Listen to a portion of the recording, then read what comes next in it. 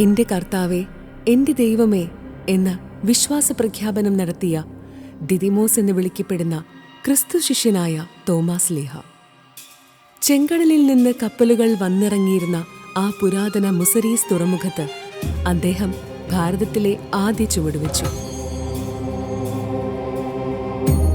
അവിടെ നിന്ന് തുടങ്ങിയ ആത്മീയ യാത്ര കേരളത്തിലെങ്ങും കൊടുങ്ങല്ലൂർ, പാലയൂർ, കോട്ടക്കാവ്, കൊക്കമംഗലം, നിരണം, നിലയ്ക്കൽ, കൊല്ലം, തിരുവിതാംകോട് എന്നിങ്ങനെ ക്രൈസ്തവ കൂട്ടായ്മകൾക്ക് തിരിതെളിച്ചു.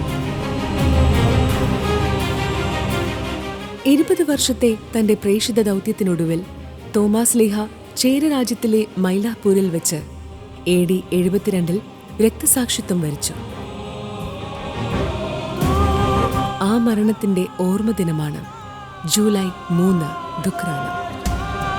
കേരള മണ്ണിൽ സുവിശേഷത്തിന്റെ ആദ്യ വിത്തുകൾ വിതച്ച വിശുദ്ധ തോമാസ് ലീഹായുടെ പാദസ്പർശമേറ്റ 7 പള്ളികളിലൂടെ വിശ്വാസത്തിന്റെ ചരിത്രം തേടി ഒരു ആത്മീയ യാത്ര, തീർത്ഥയാത്ര.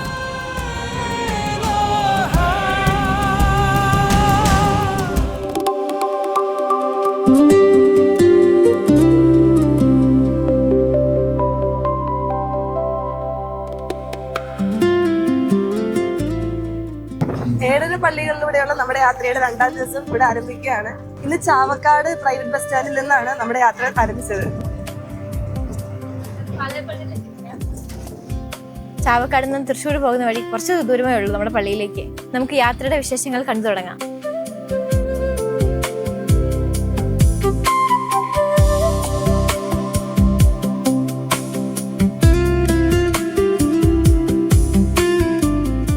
മാർ തോമാസ് ലീഹയുടെ സ്മരണ ഉറങ്ങുന്ന ചരിത്രഭൂമിയിലാണ് നാം ഇപ്പോൾ എത്തിച്ചേർന്നിരിക്കുന്നത്. അതെ, പാലയൂർ. വലിയ വിശ്വാസ പാരമ്പര്യങ്ങളാലും വാസ്തുവിദ്യയാലും വളരെ വ്യത്യസ്തമാർന്ന ഒരു ദേവാലയമാണ് നമ്മുടെ ഈ പാലയൂർ പള്ളി. നമ്മുടെ തോമാസ് ലീഹ സ്ഥാപിച്ച 7 പള്ളികളെ പരിചയപ്പെടുന്ന ഈ ഒരു യാത്രയുടെ 2ാം ദിവസത്തിലെ കാഴ്ചകളിലേക്ക് നമുക്ക് പോവാം.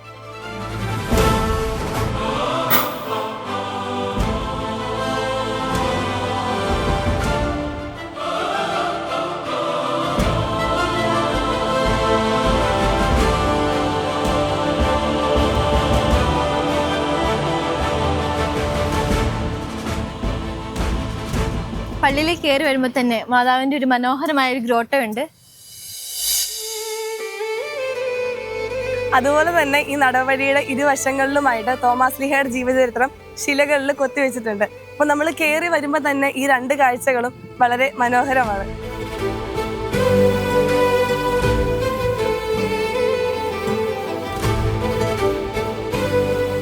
ഇവിടെ കണ്ടോ, തോമാസ് ലീഹയും ആനയും. അവിടെ നോക്കിയ തോമാസ് ലീഹയും പുലിയും. തോമാസ് ലീഹ എല്ലാവരെയും, മൃഗങ്ങളെ ശാന്തരാക്കുന്ന ഒരു സ്വഭാവമാണെന്ന് തോന്നുന്നു. എല്ലാവരും ശാന്തരാക്കുന്നു എന്ന് എഴുതി വെച്ചേക്കുന്നു. രക്തസാക്ഷിത്വം. അതെ, മൈലാപ്പൂരിന്റെ രക്തസാക്ഷിത്വം. കൊള്ളാല്ലേ ഈ കല്ല് കൊണ്ടുള്ള ശില്പങ്ങളൊക്കെ.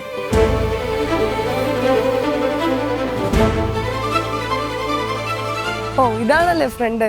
കൊള്ളാല്ലേ? നല്ല രസമായിട്ടുണ്ട്. ഇതിനകത്ത് കയറുമ്പോൾ ഒരു തണുപ്പൊക്കെ ഫീൽ ചെയ്യുന്നുണ്ട്. അത് ഈ വർക്കിന്റെ ഒക്കെ പ്രത്യേകതയായിരിക്കും.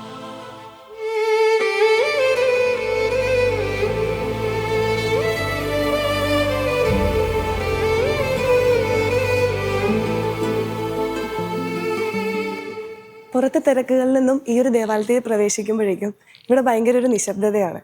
പക്ഷേ ഈ നിശബ്ദതയ്ക്ക് 2000 വർഷത്തെ ചരിത്രം പറയാനുണ്ട്. വിശുദ്ധ തോമാസ് ലീഹ AD 52 കൊടുങ്ങല്ലൂരിൽ വന്നിറങ്ങിയതിന് ശേഷം സ്ഥാപിച്ച 7 പള്ളികളിൽ ഏറ്റവും പ്രധാനപ്പെട്ട ഒരു പള്ളിയാണിത്. കേരളത്തിലെ ആദ്യത്തെ പള്ളിയെന്നും ഇതിനെ അറിയപ്പെടുന്നുണ്ട്. അപ്പോൾ കേരളത്തിലെ ആദ്യത്തെ പള്ളിയാകുമ്പോൾ ഏറ്റവും കൂടുതൽ ദിവ്യബലി അർപ്പിക്കപ്പെട്ടിട്ടുള്ളതും ഈ അൾത്താരയിലായിരിക്കണമല്ലോ. പുരാതനമായ തച്ചുശാസ്ത്രവും പാശ്ചാത്യ ശൈലിയും ഒത്തുചേരുന്ന അപൂർവ കാഴ്ചയാണ് ഇവിടെ അല്ലേ? അതെ അതെ, എന്ത് മനോഹരമാണ് ഇവിടെ കാണാനായിട്ട്. നമുക്കേ ഇവിടുത്തെ കൂടുതൽ കാര്യങ്ങൾ അറിയാനേ വികാരീശനോട് ചോദിച്ചു നോക്കാം. പോ.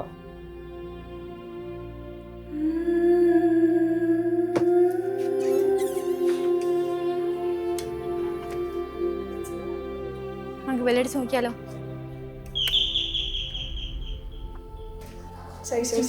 സ്തുതിയായിരിക്കട്ടെ. എന്താണ് വിശേഷം?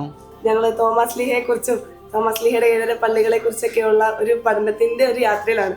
അതിന്റെ ഭാഗമായിട്ട് ഇവിടെ എത്തിയതാണ്. നമ്മുടെ ഈ പള്ളിയെക്കുറിച്ചും ഇവിടുത്തെ ചരിത്രത്തെക്കുറിച്ചൊക്കെ ഒന്ന് പറഞ്ഞുതരാമോ? സന്തോഷമുള്ള കാര്യമാണ്. നിങ്ങളിവിടെ ഇരുന്ന് സംസാരിക്കണോ അല്ലെങ്കിൽ നമുക്ക് ആ സ്ഥലങ്ങളിലേക്ക് പോകണോ? നമുക്ക് സ്ഥലങ്ങൾ കാണാം. ഓക്കെ, എന്നാൽ നമ്മൾ തോമാസ് ലീഗ വന്ന് ഇറങ്ങിയ സ്ഥലത്തു നിന്ന് നമുക്ക് തുടങ്ങാം.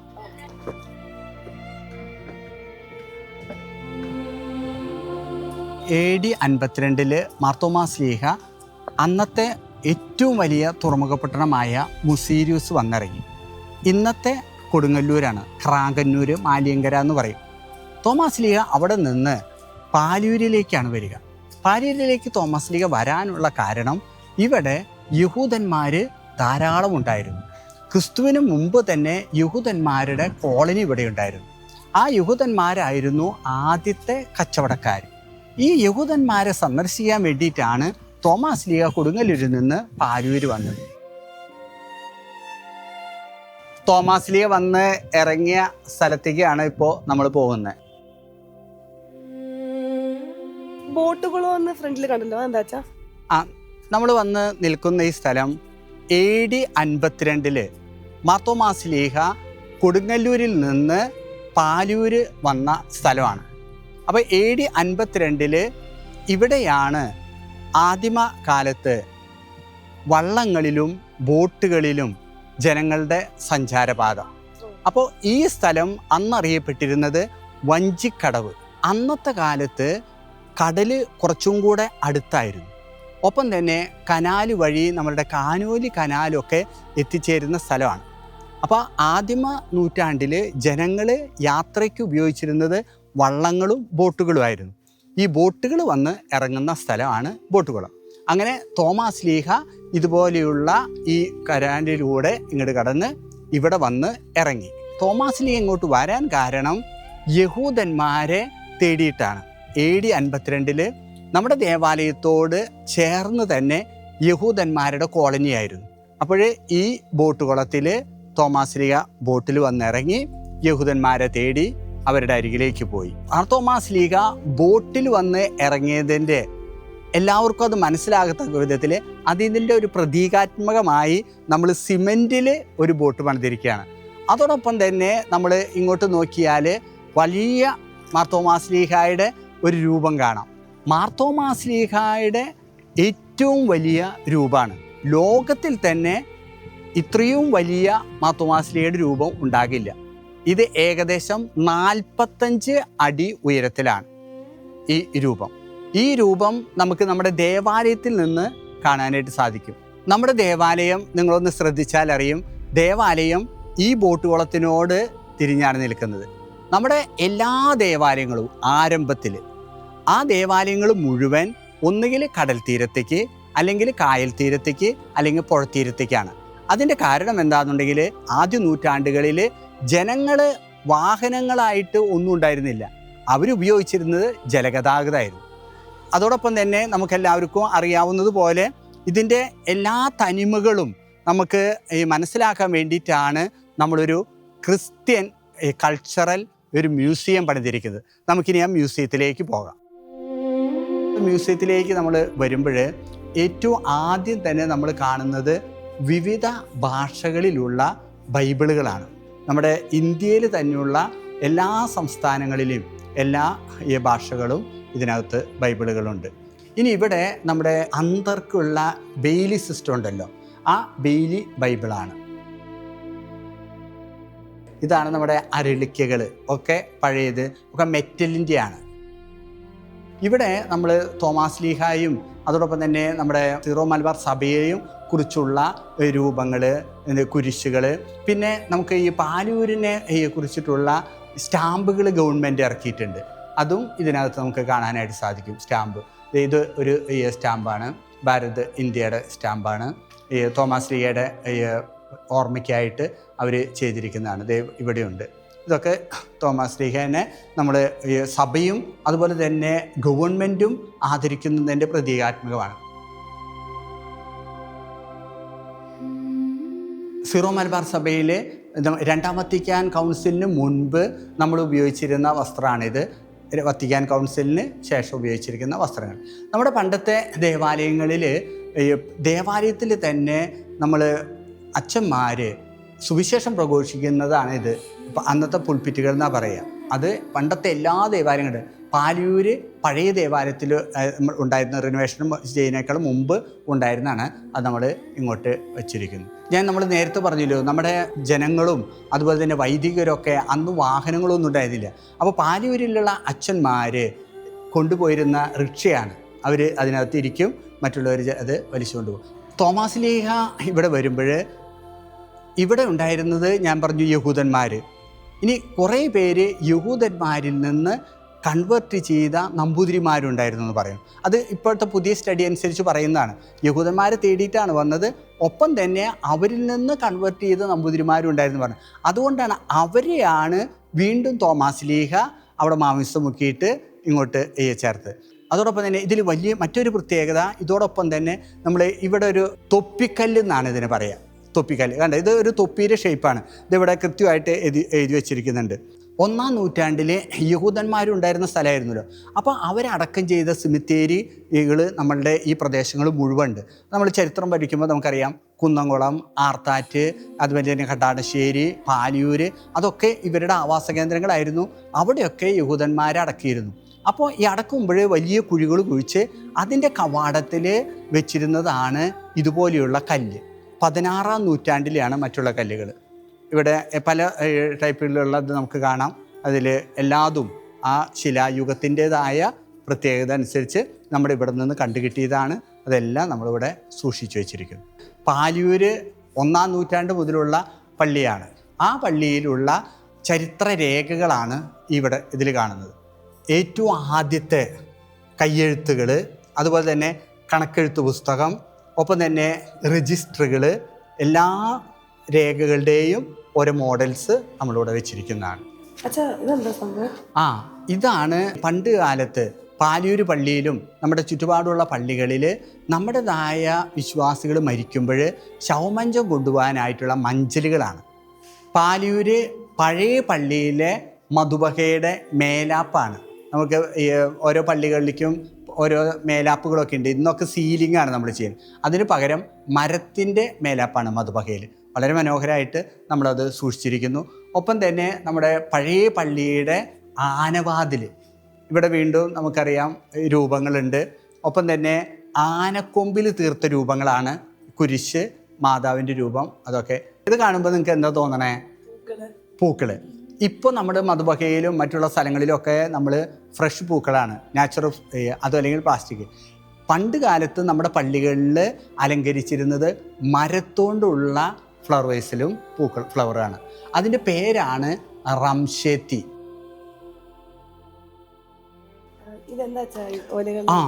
ഇതിന് വലിയൊരു ചരിത്രമുള്ളതാണ്. നമ്മൾ കോപ്പർ പ്ലേറ്റ് എന്ന് കേട്ടിട്ടുണ്ടോ? നിങ്ങൾ താളിയോല എന്ന് കേട്ടിട്ടുണ്ടോ? അതാണ്. ഇത് വളരെ ചരിത്ര പ്രാധാന്യമുള്ളതാണ്. പാലിയൂർ പള്ളിയുടെ കോപ്പർ പ്ലേറ്റുകളാണ് ഇത്. 15-ാം നൂറ്റാണ്ട് 16-ാം നൂറ്റാണ്ടിലുള്ളതാണ്. ഇതിൽ എഴുതിയിരിക്കുന്നതൊന്നും നമുക്ക് വായിക്കാൻ അറിയില്ല, വട്ടെഴുത്താണ്. പക്ഷേ അതിൻ്റെ മലയാളം ട്രാൻസ്ലേഷൻ നമ്മുടെ കയ്യിലുണ്ട്. ഇത് വട്ടെഴുത്ത് വായിക്കുന്നവർ അത് വായിക്കും. അത് ഒരു ചോക്ക് പോലെ ഒരു സാധനം ഉണ്ട്, അത് തേച്ചതിന് ശേഷമാണ് അത് വായിക്കുക. ഒപ്പം തന്നെ താളിയോലകൾ. പണ്ട് നമുക്ക് എഴുതിയിരുന്നതൊക്കെ താളിയോലകളിൽ എഴുത്താണി കൊണ്ടാണ് എഴുതിയിരുന്നത്. പാലിയൂർ പള്ളിയിൽ ഉള്ള താളിയോലകളാണിത്. ഇനി നിങ്ങൾ കാണുന്നതാണ് മരത്തിൽ തീർത്ത ആനത്തലയുടെ ശില്പങ്ങൾ. നമ്മുടെ പാലിയൂർ പള്ളിയിൽ പണ്ട് ആദ്യത്തെ പള്ളിയിൽ ഉണ്ടായിരുന്ന ഇതാണ്.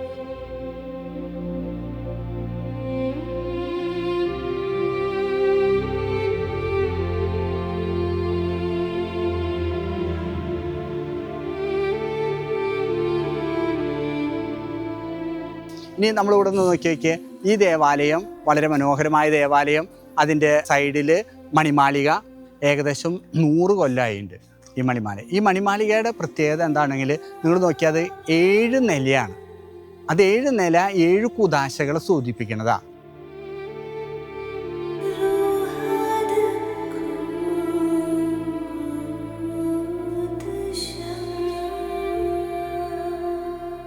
ഇനി നമ്മൾ മാർത്തോമാസ് ലീഹ AD 52 ബോട്ടുകുളത്തിൽ വന്നിറങ്ങി. അതിനുശേഷം യഹൂദന്മാരെ അന്വേഷിച്ച് പോയി. യഹൂദന്മാരിൽ നിന്ന് അറിവനുസരിച്ച് തളിയക്കുളത്തിലേക്ക് പോയി. അവിടെ തർപ്പണാത്ഭുതം ചെയ്തു. അത് കഴിഞ്ഞിട്ട് നമ്മുടെ പൂർവികന്മാരെ മാമുദിസ നൽകി. മാമുദിസ സ്വീകരിച്ചവരും തോമാസ്ലീഹയും കൂടി ഇങ്ങോട്ട് വന്നു. അപ്പോൾ ഇവിടെ വരുമ്പോൾ ഇവിടെ പള്ളിയോ വേറെ ഒന്നുമില്ല, ഇവിടെ വെറുതെ തരിശായ ഭൂമി മാത്രം. അങ്ങനെ തോമാസ്ലീഹ ഈ വിശ്വാസം സ്വീകരിച്ച ക്രിസ്ത്യാനികളെയും കൊണ്ട് ഇവിടെ വരികയും ഇവിടെ ഒരു മരക്കുരിശ് സ്ഥാപിക്കുകയും ചെയ്തു. ആ മരക്കുരിശ് പിന്നീട് നാശമായി. ആ മരക്കുരിശിൻ്റെ സ്ഥാനത്താണ് ഇപ്പോൾ ഉള്ള ഈ ഒറ്റ കല്ലിലുള്ള കൽക്കുരിശ്.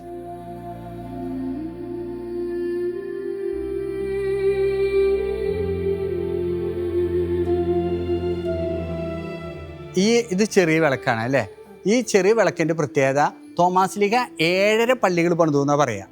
ആ 7.5 പള്ളികളുടെ പ്രതിനിധാനമാണ് ഈ 8 വിളക്കുകൾ. അതിൽ 7 വിളക്കുകൾ വലുത്, ചെറുത് അരപ്പള്ളിയെ തിരുവാങ്കോട്. മറ്റുള്ള എല്ലാ പള്ളികളുടെയും പേര് നോക്കിയ ഇവിടെ നോക്കിയ നിരണം, കൊല്ലം, ചായൽ, കൊടുങ്ങല്ലൂർ, പാലയൂര്, കോട്ടക്കാവ്, കോക്കമംഗലം. ദേവാലയത്തിൻ്റെ പ്രധാന കവാടമാണ്. ഈ പ്രധാന കവാടത്തിൽ എഴുതിയിരിക്കുന്നത് കണ്ട് ഏറ്റവും മുകളിൽ വിശ്വാസ കവാടം, ദ ഡോർ ഓഫ് ഫെയ്ത്ത്.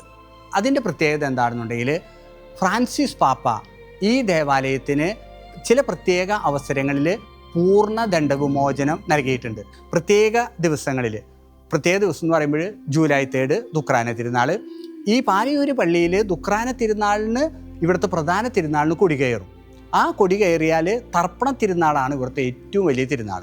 അന്നു മുതൽ തർപ്പണ തിരുനാൾ വരെയുള്ള എല്ലാ ദിവസങ്ങളിലും ഇതിൽ മാർപ്പാപ്പയുടെ നിയോഗത്താൽ വിശ്വാസ പ്രമാണം, സ്വർഗസ്ഥനായ നന്മ നിറഞ്ഞു പറയുന്ന പ്രാർത്ഥന, തൃത്വസ്തുതി ചൊല്ലി കാഴ്ചവെക്കുകയും ഏറ്റവും അടുത്ത ദിവസം കുമ്പസാരിച്ച് കുർബാന സ്വീകരിക്കുന്നവർക്ക് പൂർണ്ണദണ്ഡമോചനം പ്രാപിക്കും. നമുക്കിനി ദേവാലയത്തിലേക്ക് പ്രവേശിക്കാം.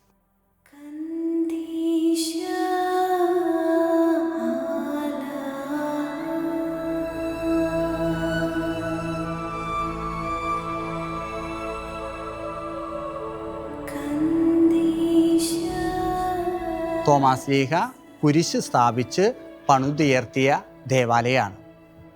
ഇവിടെ വരുന്ന എല്ലാവർക്കും മാർത്തോമാസ്ലീഹയുടെ പ്രത്യേകമായ മാധ്യസ്ഥം ഉണ്ടാകും. നമുക്കറിയാലോ, നമ്മൾ ഇടതുവശത്തേക്ക് നോക്കിയപ്പോൾ തിരുശേഷിപ്പ് മണ്ഡപമാണത്. മാർത്തോമാസ്ലീഹയുടെ തിരുശേഷിപ്പാണ്.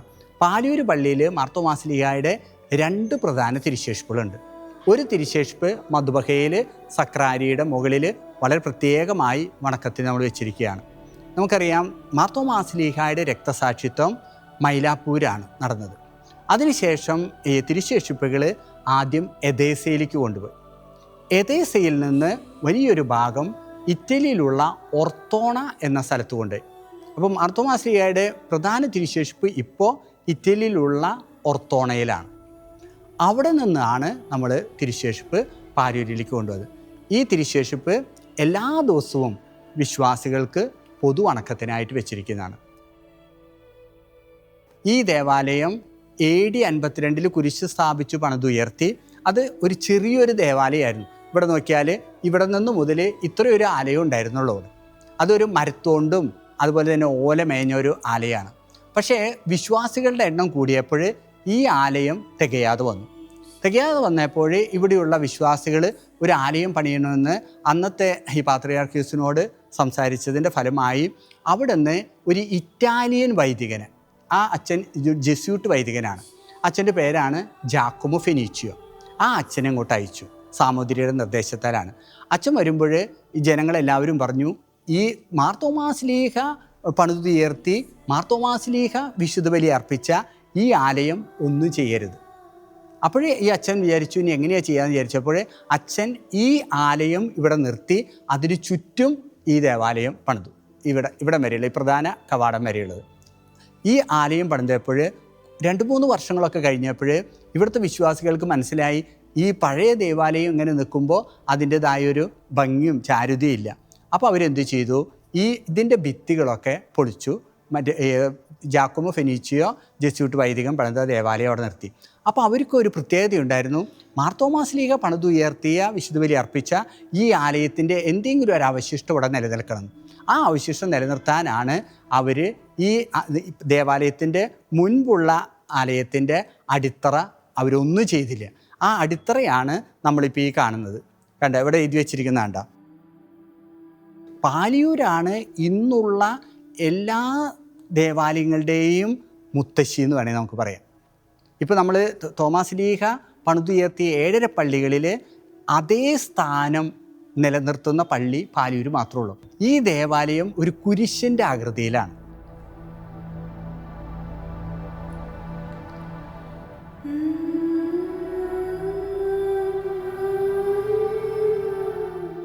എന്താ വെച്ചാൽ ഈ തളിയക്കുളം? തളിയക്കുളം എന്ന് എഴുതിയിരിക്കുന്നത് നേരത്തെ പറഞ്ഞു തരുന്നല്ലോ, ഈ പ്രദേശം മുഴുവൻ തളി രാജവംശത്തിൻ്റെ സ്ഥലമായിരുന്നു. അതുകൊണ്ട് ആ പേര് നിലനിർത്താൻ വേണ്ടിയിട്ടാണ് ഇതിന് തളിയക്കുളം എന്ന് നമ്മൾ പേര് എഴുതിയിരിക്കുന്നത്. ഈ കുളത്തിൽ വെച്ചുകൊണ്ടാണ് മാർത്തോമാ ശ്ലീഹ നമ്മുടെ പൂർവികന്മാർക്ക് തർപ്പണാത്ഭുതം ചെയ്തുകൊണ്ട് ഇവിടെ മാമോദീസ മുക്കിയത്. എന്താ ഈ തർപ്പണാത്ഭുതം? തർപ്പണാത്ഭുതം എന്ന് പറഞ്ഞാൽ തോമാസ് ലീഹ ഇവിടെ വരുന്നത് യഹൂദന്മാരും കൂട്ടിക്കൊണ്ടാണ്. യഹൂദന്മാരും തോമാസ് ലീഹ ഇവിടെ വരുമ്പോൾ അന്നത്തെ പ്രാദേശിക മതവിശ്വാസികൾ ഈ കുളത്തിൽ കുളിക്കാനും ആചാരം ചെയ്യാനും വന്നിരിക്കുകയായിരുന്നു. അപ്പോൾ തോമാസ് ലീഹയ്ക്ക് കൗതുകമായി ഇവരെ കണ്ടപ്പോൾ. അപ്പോൾ ഇവരുടെ ആചാരം അനുസരിച്ച് ജലം എടുത്തുകൊണ്ട് പ്രാർത്ഥിച്ച് മുകളിലേക്ക് എറിയും. അത് അവരുടെ ഒരു സൂര്യ നമസ്കാരത്തിൻ്റെതായ ഒരു പ്രാർത്ഥനയാണ്. അങ്ങനെ ചെയ്യുമ്പോൾ തോമാസ് ലീഹ ഇവരോട് ചോദിക്കുകയാണ്, എന്തുകൊണ്ടാണ് ഈ ജലം താഴേക്ക് വീഴണേ? നിങ്ങളെ വിശ്വസിക്കുന്ന ദൈവം ഇത് സ്വീകരിക്കുന്നില്ലേ? അപ്പോൾ അവരെല്ലാവരും കൗതുകത്തോടു കൂടെ തോമാസ് ലീഹനെ നോക്കി നിന്നു. അങ്ങനെ നോക്കി നിന്നപ്പോൾ തോമാസ് ലീഹ പറഞ്ഞു, നിങ്ങൾ ചെയ്യുന്നത് പോലെയുള്ള ഈ ആചാരം ഞാൻ എൻ്റെ ദൈവത്തിൽ ഞാൻ വിശ്വസിച്ച് പ്രാർത്ഥിച്ച് ചെയ്യുകയാണെങ്കിൽ ഈ ജലം എൻ്റെ ദൈവം സ്വീകരിക്കും. ഈ കുളത്തിലെ കുറച്ച് ജലം എടുത്തുകൊണ്ട് തോമാസ് ലീഹ ഈശോയിൽ വിശ്വസിച്ച് പ്രാർത്ഥിച്ചു. ഈ ജലം മുകളിലേക്ക് എറിഞ്ഞു. മുകളിലേക്ക് എറിഞ്ഞപ്പോൾ അത്ഭുതം എന്ന് പറയട്ടെ, ഈ ജലഗണങ്ങൾ ആകാശത്തിൽ തങ്ങി നിന്നു. അവർക്കെല്ലാവർക്കും ഇത് വിശ്വസിക്കുവാനായിട്ട് ബുദ്ധിമുട്ടായി. പക്ഷേ അവർ ഈ അത്ഭുതം അവരുടെ കണ്ണുകൊണ്ട് കണ്ടു. ഉടനെ തന്നെ അവരെല്ലാവരും പറഞ്ഞു, ഞങ്ങൾ നിൻ്റെ ദൈവത്തിൽ വിശ്വസിക്കാമെന്ന്. അങ്ങനെ പറഞ്ഞപ്പോൾ കുറച്ച് പേര് പറഞ്ഞു, ഞങ്ങൾ വിശ്വസിക്കുന്നില്ല, ഇനിയത്തെ കുളി വെൺമനേട് എന്ന് പറഞ്ഞിട്ട് കുറേ പേര് വെൺമനേട്ടത്തേക്ക് പോയി. വെൺമനേട് എന്ന് പറഞ്ഞാൽ ഇവിടെ അടുത്തുള്ള ഒരു സ്ഥലമാണ്. വിശ്വസിച്ചവരെ തോമാസ് ലീഹ ഈ കുളത്തിൽ മാമോദീസ നൽകി.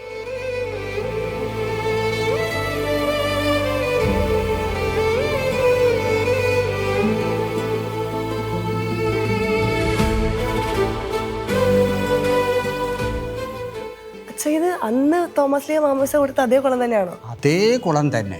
കുളത്തിൻ്റെ മോഡിഫിക്കേഷനൊക്കെ നമ്മൾ മാറ്റിയിട്ടുണ്ട്. അതിന് ചുറ്റും മതിൽ കെട്ടി, അതോടൊപ്പം തന്നെ അത് കുറച്ചും കൂടെ ഭംഗിയാക്കി. പക്ഷേ തോമാസ് ലീഹ അന്ന് നമ്മുടെ പൂർവികർക്ക് മാമോദീസ നൽകിയ അതേ കുളം തന്നെയാണ്. ഒപ്പം തന്നെ നിങ്ങളിവിടെ ഒരു ചെറിയൊരു കിണർ കണ്ടുവോ? ആ കിണർ ഇവിടെ നമുക്കെല്ലാവർക്കും അറിയാവുന്നതുപോലെ ഇത് കടൽ തീരമാണ്. പക്ഷേ ഈ കിണറ്റിലെ ജലം വളരെ ശുദ്ധമായ ജലമാണ്. കുടിക്കാനായിട്ട് എല്ലാ ജനങ്ങളും ഇവിടെ നിന്ന് കൊണ്ടുപോകും. പ്രത്യേകിച്ച് വേനൽക്കാലത്തൊക്കെ ഇതൊരിക്കലും പറ്റില്ല. അതുകൊണ്ടാണ് നമ്മൾ അവിടെ എഴുതി വെച്ചിരിക്കുന്നത് സീക്രട്ട് വാട്ടർ, തീർത്ഥ ജലം. ഇത് അന്നോട്ടുള്ള കിണറാണ്, അന്നു മുതലുള്ളതാണ്. നമ്മുടെ മുമ്പിലായിട്ട് ആ മാമോദീസ തൊട്ടി ഉണ്ടല്ലോ, ഇവിടെ എന്താ മാമോദീസ തൊട്ടി വെച്ചേക്കുന്നത്? എല്ലാ മാസവും 10-ാം തീയതി കഴിഞ്ഞ് വരുന്ന ഞായറാഴ്ച ഇവിടെ തിരുനാളാണ്, 38 ഞായർ തിരുനാൾ. രാവിലെ 6:30 വിശുദ്ധ കുർബാന. വിശുദ്ധ കുർബാന കഴിഞ്ഞാൽ ആഘോഷമായ പ്രദക്ഷിണം. എല്ലാവരും കൂടെ തളിക്കുളത്തിലേക്ക് വരും. തളിക്കുളത്തിൽ മാർത്തോമാ ശ്ലീഹയുടെ ലതീഞ്ഞു നൊവേന. ആ ലതീഞ്ഞു നൊവേനയും കഴിഞ്ഞാൽ എല്ലാവർക്കും നേർച്ചക്കഞ്ഞി.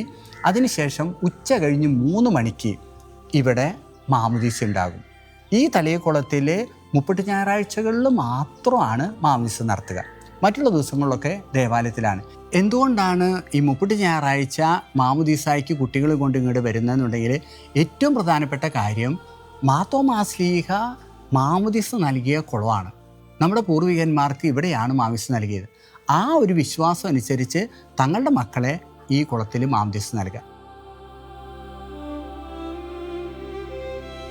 തോമാസ് ലീഹയെക്കുറിച്ചും അതുപോലെ തന്നെ ഈ പാലിയൂർ പള്ളിയെക്കുറിച്ച് നമ്മൾ സാധാരണ വായിച്ചറിഞ്ഞതിലും കേട്ടറിഞ്ഞതിനേക്കാളും നേരിട്ട് വന്ന് കണ്ടപ്പം ഭയങ്കര വ്യത്യസ്തമായ അനുഭവമായിരുന്നു. അപ്പോൾ ഇത്രയും നേരം ഞങ്ങളുടെ കൂടെ നടന്ന് ഞങ്ങൾക്ക് ഇത്രയും എക്സ്പ്ലെയിൻ ചെയ്ത് പറഞ്ഞു തന്ന അച്ഛന് ഒരുപാട് നന്ദി.